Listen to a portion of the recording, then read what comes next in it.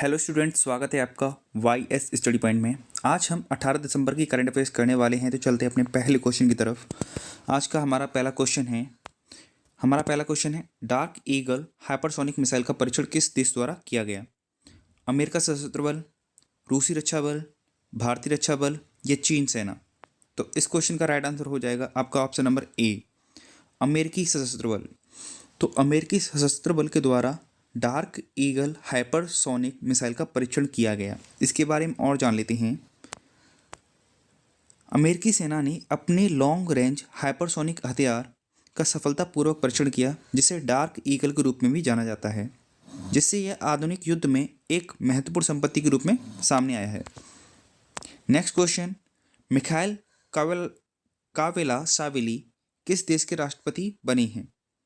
Bosnia और हर्जागोविना, Armenia, Georgia या Norway? तो इस क्वेश्चन का राइट आंसर हो जाएगा आपका ऑप्शन नंबर सी, जॉर्जिया। तो मिखाइल कावेलासाविली जॉर्जिया के नए राष्ट्रपति बने हैं। इनके बारे में थोड़ा सा और जान लेते हैं। 53 वर्षीय पूर्व फुटबॉलर मिखाइल कावेलासाविली को 16 दिसंबर 2024 को जॉर्जिया का राष्ट्रपति चुना गया, जो देश के राजनीतिक परिदृश्य में बहुत एक महत्वपूर्ण बदलाव का प्रतीक है। नेक्स्ट क्वेश्चन,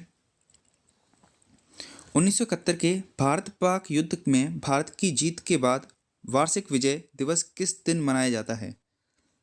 15 दिसंबर, 16 दिसंबर, 17 दिसंबर या 18 दिसंबर? तो इस क्वेश्चन का राइट आंसर हो जाएगा आपका ऑप्शन नंबर बी, 16 दिसंबर। तो 1971 में जो भारत और पाकिस्तान के बीच में जो युद्ध हुआ था, तो वो किस दिन हमने उस पाकिस्तान पर विजय पाई थी? तो 16 दिसंबर को पाई थी, और उसी खुशी में हम हर 16 दिसंबर को विजय दिवस मनाते हैं। नेक्स्ट क्वेश्चन, थोड़ा सा जान लेते हैं इसके बारे में। विजय दिवस जो हर साल 16 दिसंबर को मनाया जाता है, 1971 के भारत पाक युद्ध में पाकिस्तान पर भारत की निर्णायक जीत का एक स्मरण है। पूर्वी पाकिस्तान, जो कि अब बांग्लादेश है, में मानवीय संकट से शुरू हुआ था। यह 3 दिवसीय युद्ध 93,000 पाकिस्तानी सैनिकों ने के आत्मसमर्पण और एक स्वतंत्र राष्ट्र के रूप में बांग्लादेश की मुक्ति के साथ समाप्त हुआ। तो इसमें क्या हुआ था कि हमने 93,000 पाकिस्तानी सैनिकों को बंदी बना लिया था। उन्होंने आत्मसमर्पण कर दिया था हमारी सेना के सामने, और फिर हमने एक स्वतंत्र राष्ट्र का निर्माण किया, जो कि था बांग्लादेश। पहले ईस्ट पाकिस्तान और वेस्ट पाकिस्तान, 2 पाकिस्तान थे, जो कि अब जो ईस्ट पाकिस्तान था, तो ईस्ट पाकिस्तान को नाम दिया गया बांग्लादेश का। वेस्ट पाकिस्तान जो अभी मौजूदा पाकिस्तान है, वही है। नेक्स्ट क्वेश्चन, जल मार्गों को परिवहन के टिकाऊ, कुशल और किफ़ायती साधन में बदलने के लिए भारत सरकार द्वारा कौन सी योजना शुरू की गई? जलवाहक योजना, जलनायक योजना, जल निगम योजना, जल सागर योजना? तो इस क्वेश्चन का राइट आंसर हो जाएगा ऑप्शन नंबर ए, जलवाहक योजना। तो जलवाहक योजना चालू की गई है। इसके बारे में और जान लेते हैं। केंद्रीय मंत्री श्री सर्बानंद सोनोवाल द्वारा जलवाहक योजना के शुभारंभ से भारत के अंतर्देशीय जलमार्ग क्षेत्र को बढ़ावा मिला है। इस योजना का उद्देश्य राष्ट्रीय जलमार्ग 1, 2 और 16 पर लंबी दूरी की माल ढुलाई को बढ़ावा देना है, जिससे जलमार्ग एक टिकाऊ, कुशल और लागत प्रभावी परिवहन विकल्प बन सके।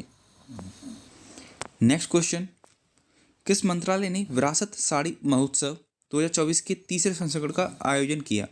तो कौन से संस्करण का? तीसरे संस्करण का आयोजन किया है। महोत्सव कौन सा है? विरासत साड़ी महोत्सव है। ऑप्शंस हैं संस्कृति मंत्रालय, कपड़ा मंत्रालय, शिक्षा मंत्रालय, कॉरपोरेट मामलों का मंत्रालय। तो इस क्वेश्चन का राइट आंसर हो जाएगा आपका ऑप्शन नंबर बी, कपड़ा मंत्रालय। तो कपड़ा मंत्रालय ने विरासत साड़ी महोत्सव का तीसरा संस्करण का आयोजन किया है। इसके बारे में थोड़ा सा और जान लेते हैं। भारत सरकार का कपड़ा मंत्रालय 15 से 28 दिसंबर 2024 तक विरासत साड़ी महोत्सव 2024 के तीसरे संस्करण की मेजबानी करने के लिए तैयार है। इसका उद्देश्य भारत की हाथकरघा विरासत को जश्न मनाना है और कारीगरों की आय को बढ़ावा देना इसका उद्देश्य है। नेक्स्ट क्वेश्चन, भारत का पहला मधुमेह बायो बैंक कहाँ स्थापित किया गया है? तो क्या पूछा जा रहा है यहाँ पर, भारत का पहला मधुमेह बैंक कहाँ स्थापित किया जा रहा है? तो पहला मधुमेह बैंक आपको बताना है। ऑप्शन है नई दिल्ली, चेन्नई, मुंबई या बेंगलुरु। तो इस क्वेश्चन का राइट आंसर हो जाएगा आपका ऑप्शन नंबर बी, चेन्नई। तो चेन्नई में स्थापित किया जा रहा है पहला मधुमेह बायो बैंक। इसके बारे में थोड़ा सा और जान लेते हैं। नेक्स्ट क्वेश्चन पर आते हैं। डेजर्ट नाइट त्रिपक्षीय हवाई युद्ध अभ्यास में कौन से देश भाग ले रहे हैं? भारत, फ्रांस और यूएई, भारत, अमेरिका और फ्रांस, यूएई, यूएसए और चीन, भारत, ब्रिटेन और ऑस्ट्रेलिया। तो इस क्वेश्चन का राइट आंसर हो जाएगा आपका option number A, Bharat, France और यूएई। तो इस डेजर्ट नाइट त्रिपक्षीय अभ्यास जो है, ट्राइलेटरल एक्सरसाइज है, इसमें कौन कौन से देश भाग ले रहे हैं? भारत, फ्रांस और यूएई। थोड़ा सा और जान लेते हैं इस क्वेश्चन के बारे में। भारत, फ्रांस और यूएई ने अरब सागर के ऊपर, तो कहाँ पर हुई है ये? अरब सागर में हो रही है एक्सरसाइज। त्रिपक्षीय संघ त्रिपक्षीय युद्ध अभ्यास, त्रिपक्षीय युद्ध अभ्यास इस अभियान का उद्देश्य रक्षा सहयोग को मजबूत करना और अपनी वायु सेनाओं के बीच अंतर संचालन को बढ़ावा और जटिल युद्ध परिदृश्यों में के लिए तैयार करना है। Next question, green steel taxonomy release का ऐतिहासिक महत्व क्या है? भारत कार्बन मूल्य निर्धारण ढांचा निर्धारित करने वाला पहला देश है। भारत हरित इस्पात के लिए औपचारिक वर्गीकरण का अनावरण करने वाला पहला देश है। भारत शुद्ध शून्य उत्सर्जन लक्ष्य हासिल करने वाला पहला देश है। भारत इस्पात उत्पादन को कम करने वाला पहला देश है। तो इस क्वेश्चन का राइट आंसर हो जाएगा आपको ऑप्शन नंबर बी, भारत हरित इस्पात के लिए औपचारिक वर्गीकरण का अनावरण करने वाला पहला देश है। तो ग्रीन स्टील टैक्सोनॉमी का मतलब क्या है कि हमने उसमें ऐतिहासिक एक महत्व क्या है उसका, तो एक ऐतिहासिक महत्व क्या है इसका कि भारत हरित इस्पात के लिए औपचारिक वर्गीकरण का अनावरण करने वाला पहला देश है। नेक्स्ट क्वेश्चन, हाल ही में माउंट सुमेरु से सफ़ेद से भूरे रंग की राख निकली जो आसमान में 1000 मीटर तक उठी। माउंट सुमेरु कहाँ स्थित है? जापान सागर, दक्षिण चीन सागर, पूर्वी जावा सागर या सेनकाकू द्वीप।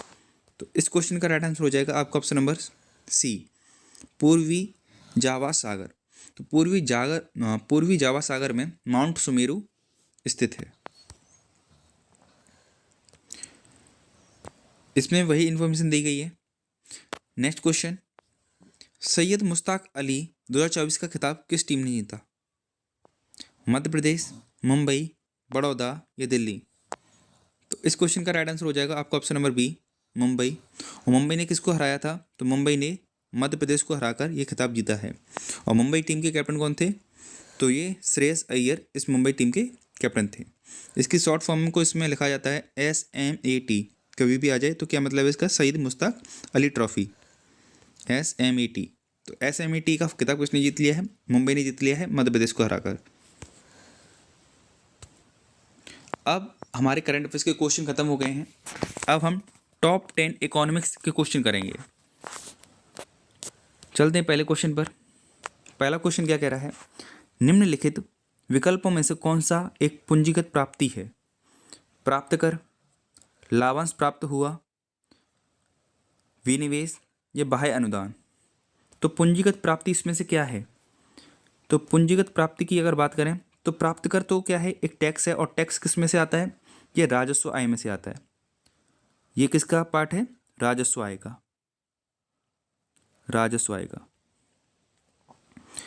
लाभांश जो प्राप्त होता है वो भी हमें राजस्व आय से प्राप्त होता है। और बाह्य अनुदान भी हमें राजस्व आय से प्राप्त होता है। जो नहीं प्राप्त होता है वो कौन सा है? विनिवेश। विनिवेश हमें पूंजीगत प्राप्ति से प्राप्त होता है। तो इस क्वेश्चन का राइट आंसर क्या हो जाएगा हमारा? विनिवेश। डिसइन्वेस्टमेंट करते हैं। डिसइन्वेस्ट का मतलब क्या है कि सरकारी परिसंपत्तियों को बेचना, उसको हम विनिवेश करना कहते हैं। निवेश करना कि पैसा लगाना और संपत्ति खरीदना, विनिवेश करना कि संपत्तियों को बेचना।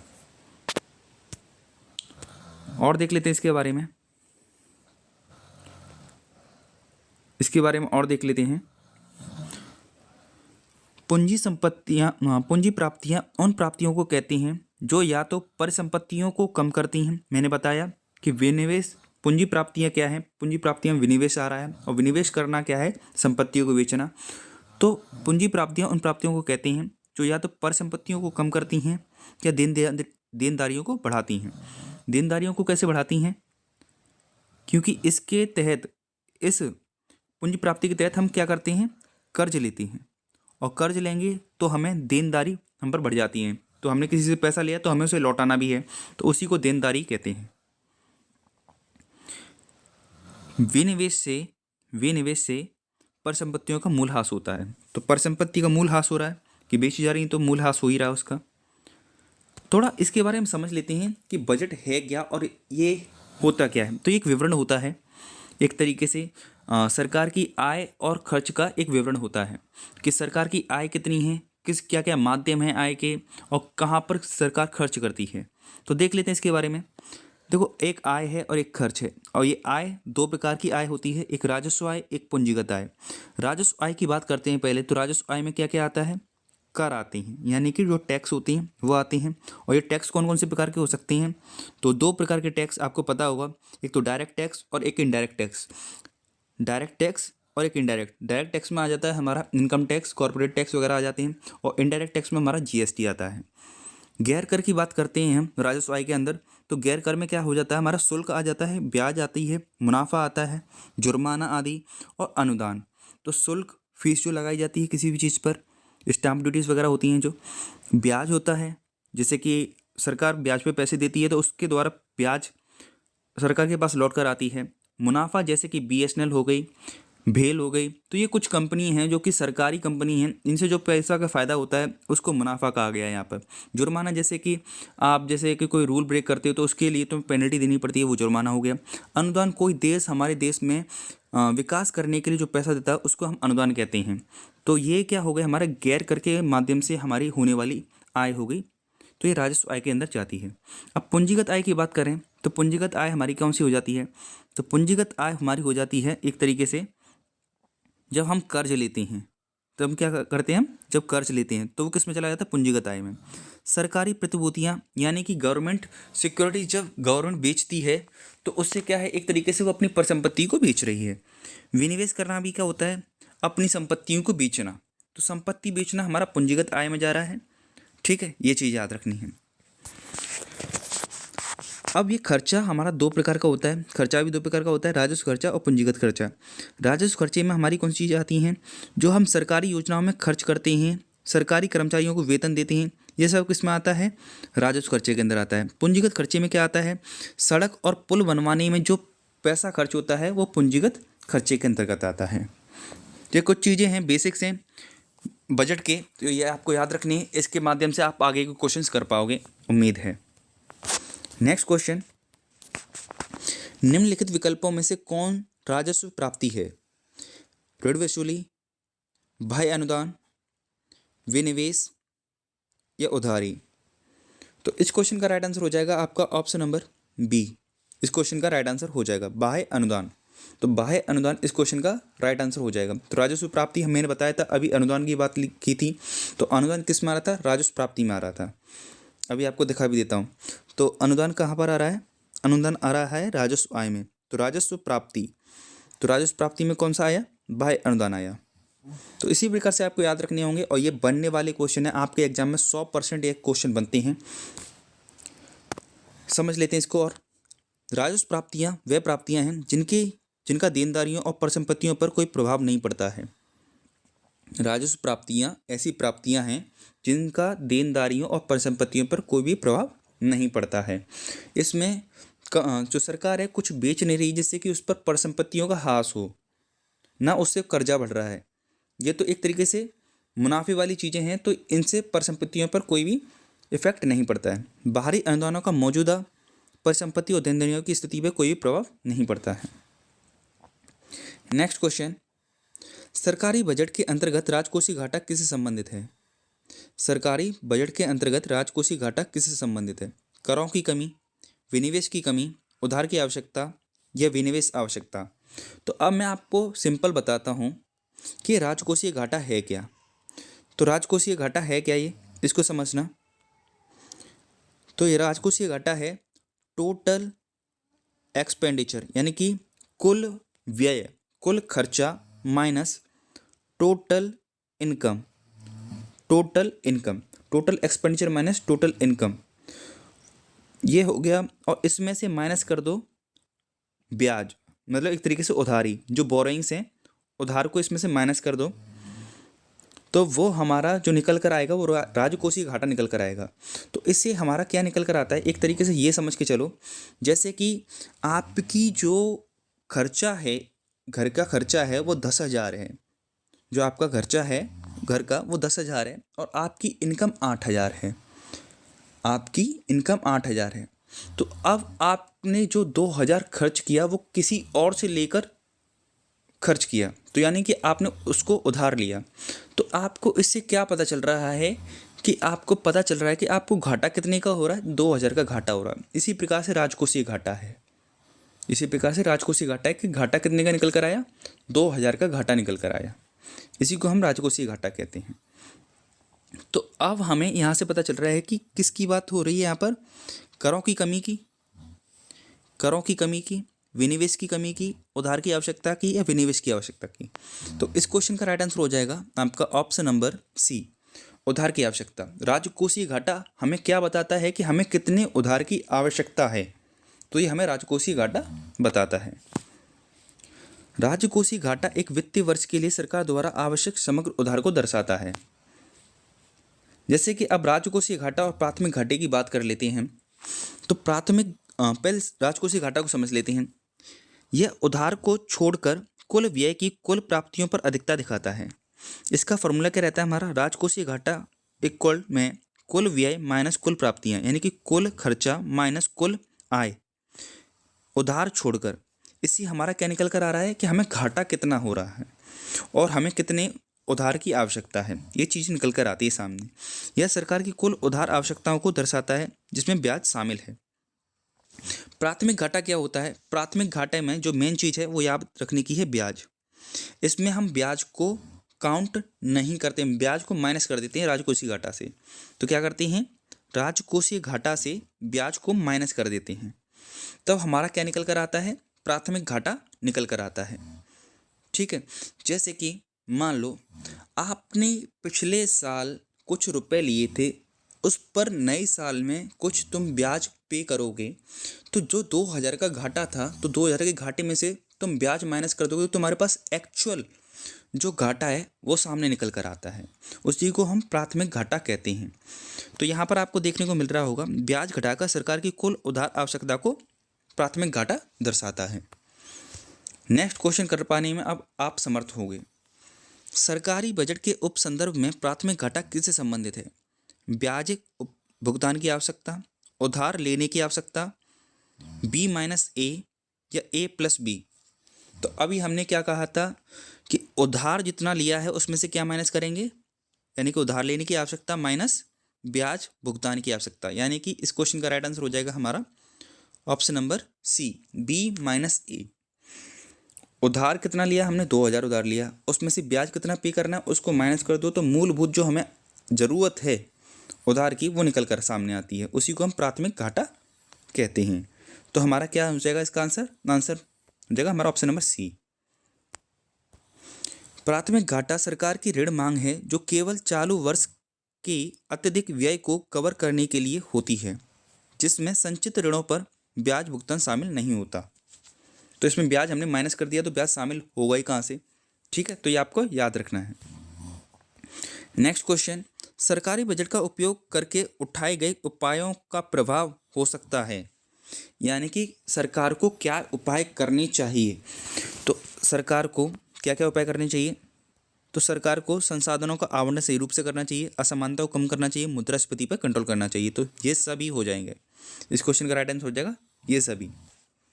यही बात कही गई है। सरकार बजट के लक्ष्य इस प्रकार हैं, संसाधन आवंटन को अधिकतम करना, ज़्यादा से ज़्यादा संसाधन का आवंटन करना, आय असमानता को न्यूनतम करना, जो आय असमानता फैली हुई है उसको कम करना, और आर्थिक स्थिरता बनाए रखना। नेक्स्ट क्वेश्चन, सरकारी बजट के अंतर्गत प्राथमिक घाटा किस बिंदु पर शून्य हो जाता है? जब राजस्व घाटा शून्य हो जाता है, जब शुद्ध ब्याज भुगतान शून्य हो, राजकोषीय घाटा इक्वल टू ब्याज भुगतान शून्य राजकोषीय घाटा। तो अभी हमने एक फॉर्मूला पढ़ा था, मैं अब आपके सामने लिखता हूँ उस फॉर्मूला को। इसमें बात किसकी हो रही है? प्राथमिक घाटे की बात हो रही है। और प्राथमिक घाटे का फॉर्मूला हमने क्या लिखा था वो देख लेते हैं हम। क्या लिखा था हमने प्राथमिक घाटे का फॉर्मूला? राजकोषीय घाटा माइनस ब्याज, राजकोषीय घाटा माइनस ब्याज। जब राजकोषीय घाटा माइनस ब्याज जब हम कर रहे हैं तो बताओ, राजकोषीय घाटा तो ये हो गया और ब्याज भुगतान ये हो गया, तो अब ये दोनों बराबर हो जाएंगे। तो यहाँ पर मान लो ये 5K हो गया और ये भी 5K हो गया, तो क्या हो जाएगा 5K माइनस 5K, तो ये शून्य हो जाएगा। तो इसी प्रकार से ये वाला हमारा जो ऑप्शन है, ऑप्शन नंबर सी, ये सही हो जाएगा। राजकोषीय घाटा इक्वल टू भुगतान होगा, ब्याज भुगतान होगा, तब प्रारंभिक जो प्राथमिक घाटा है वो शून्य हो जाएगा।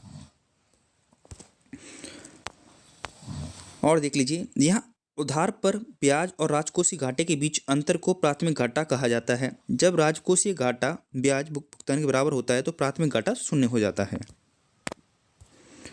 नेक्स्ट, किन दो कारकों के बीच का अंतर प्राथमिक घाटा बनाता है? राजस्व घाटा और राजकोषीय घाटा, कुल व्यय और राजस्व प्राप्तियां, ब्याज भुगतान और राजस्व घाटा, ब्याज भुगतान और राजकोषीय घाटा।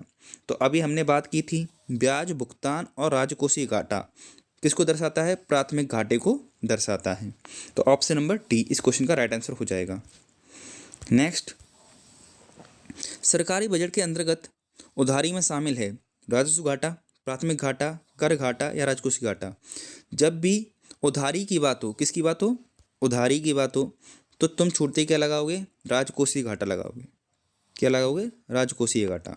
याद रखना, राजकोषीय घाटा क्या होता है? टोटल खर्चा, कुल खर्चा माइनस कुल इनकम, कुल आय, उधार को छोड़कर। तो उधार आ गया उसमें, तो उधार वाले में क्या लगाना है? राजकोषीय घाटा लगाना है। Option number D. Next question, निम्नलिखित में से कौन सा कथन सत्य है उसका उल्लेख कीजिए। राजकोषीय घाटा कुल प्राप्तियों और कुल व्यय के बीच का अंतर होता है। राजकोषीय घाटा ब्याज भुगतान और प्राथमिक घाटे का योग को संदर्भित करता है। प्राथमिक घाटा ब्याज भुगतान और कुल प्राप्तियों के बीच के अंतर को दर्शाता है। प्राथमिक घाटा ब्याज भुगतान और राजस्व घाटे के बीच के अंतर को दर्शाता है। अब देखो, हमने एक फॉर्मूला लिखा था, उस फॉर्मूले को दोबारा लिखता हूँ मैं। क्या फॉर्मूला था हमारा? प्राथमिक घाटे की बात हो रही है तो प्राथमिक घाटा किस प्रकार से लिखा गया था? राजकोषीय घाटा माइनस ब्याज, राजकोषीय घाटा माइनस ब्याज। अब यहीं पर अगर मैं ये करना चाहूँ इस प्रकार से कि मैं राजकोषीय घाटा को इस तरफ ले जाऊँ, राजकोषीय घाटा को यहीं पे लिखना रहने दूँ और ब्याज को इधर ले जाऊँ, तो क्या हो जाएगा? ब्याज इसमें प्लस हो जाएगी प्राथमिक घाटे में। तो राजकोषीय घाटा हमारा क्या हो जाएगा? प्राथमिक घाटा प्लस ब्याज।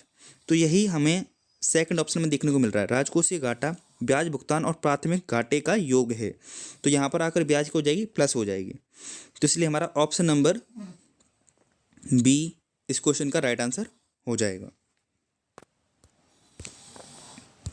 नेक्स्ट क्वेश्चन, इनमें से कौन प्राथमिक घाटे को सटीक रूप से मापता है?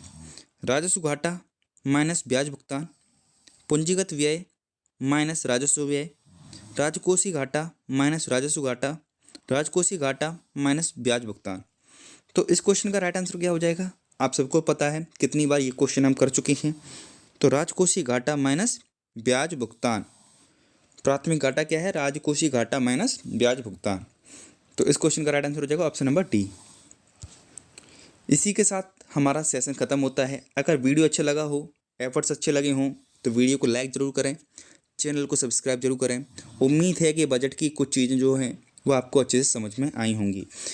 ये ऐसे टर्म्स हैं और ये क्वेश्चंस बनते हैं, ऐसा नहीं है कि ये क्वेश्चंस बनते नहीं हों, ये क्वेश्चंस ही बनते हैं और जिनको आप गलत करके आते हो अपने एग्जाम्स में। अगर इसकी अच्छी समझ विकसित करनी है तो एक वीडियो और मैं इस पर अच्छे से बना दूंगा। वीडियो देखने के लिए धन्यवाद।